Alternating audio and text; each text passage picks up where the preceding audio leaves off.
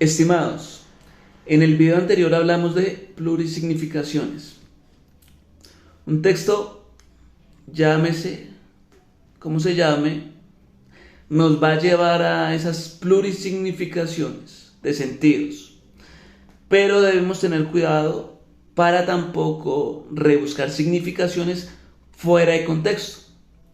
Por eso es tan importante el dato que finalmente viene siendo el argumento para plantear la inferencia. Me gustaría que empecemos respondiendo a esta pregunta. ¿Eres un lector pasivo o activo? Si eres un lector pasivo, seguramente te estás quedando con la lectura literal, lo que te dice con las palabras el autor, y te estás perdiendo la posibilidad de conectar la otra parte del eslabón que termina por formar el sentido global del texto.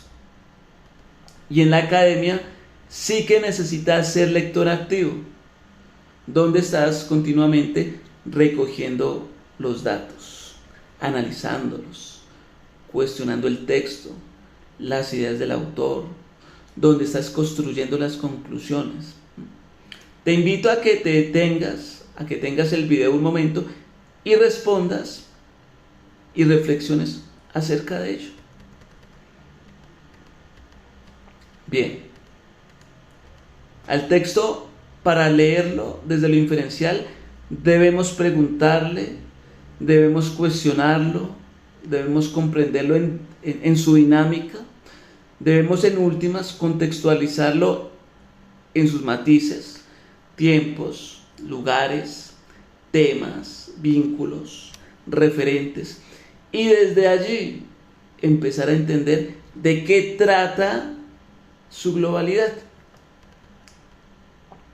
Particularmente cuando leo, siempre me estoy preguntando qué puede haber entre las líneas, qué puedo inferir de lo leído, qué pasajes ocultos desarrolló el autor para que yo como lector activo pudiese hallarlos de otras maneras.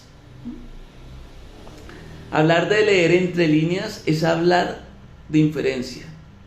Quizá aparte en otro video podamos desarrollar el nivel crítico, para muchos el nivel más complejo de lectura y del que no se encuentra mucho porcentaje de lectores.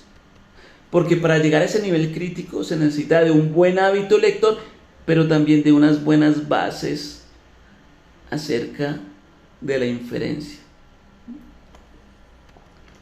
Para hablar de inferencia, necesitamos de una serie de categorías que nos van a ayudar en el ejercicio de inferir.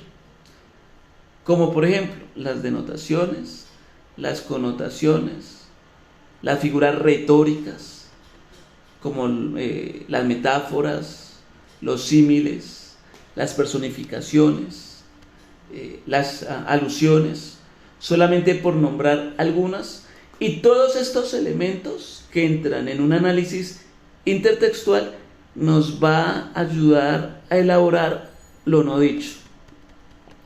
Entender todas esas categorías en su funcionamiento dentro de las textualidades nos da para que podamos ver lo implícito de los textos.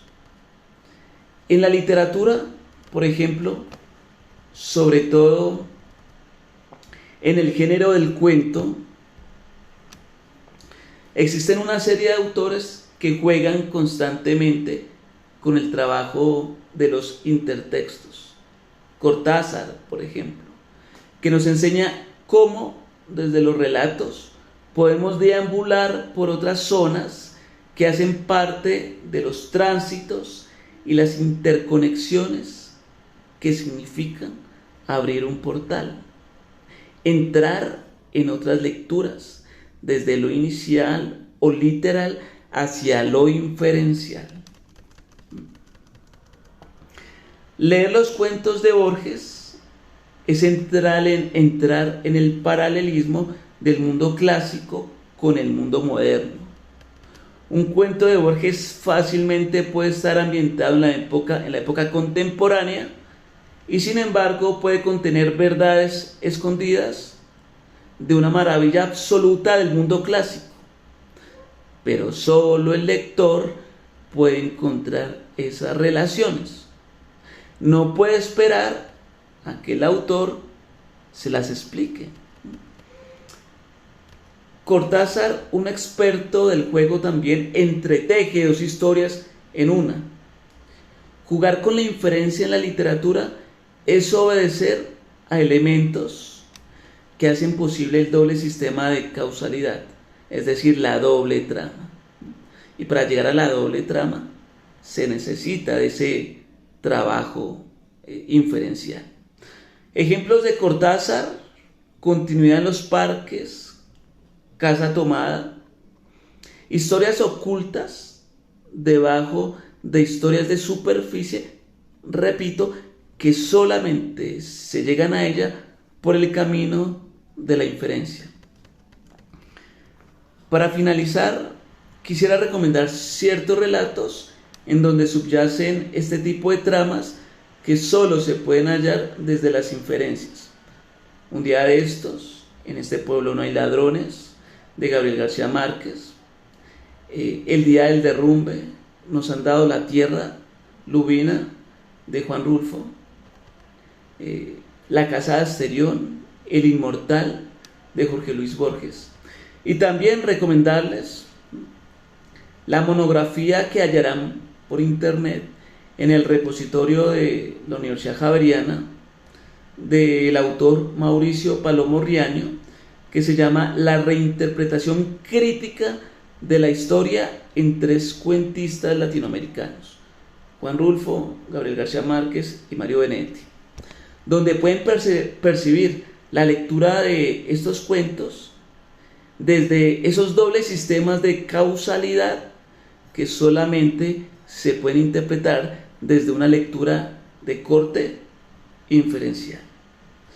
Recuerden que nunca volverán a leer un relato de la misma manera a como lo han venido leyendo, si lo hacen desde lo inferencial. Mi intención, además de explicarles este nivel de lectura, es también motivarlos al hábito de leer, ya que se pasen por los relatos aquí recomendados y que sigan extendiendo aún más esa estela de leer de otra manera. El día que dejemos de leer literalmente lo que llega a nosotros, habremos conseguido por lo menos pasar a otras profundidades y también por allí romper paradigmas. Gracias, estimados. Espero que les sirva estas observaciones dadas y los espero y nos vemos hasta una nueva oportunidad. Aquí al final les dejo unas referencias para que las tengan en cuenta. Muchas gracias.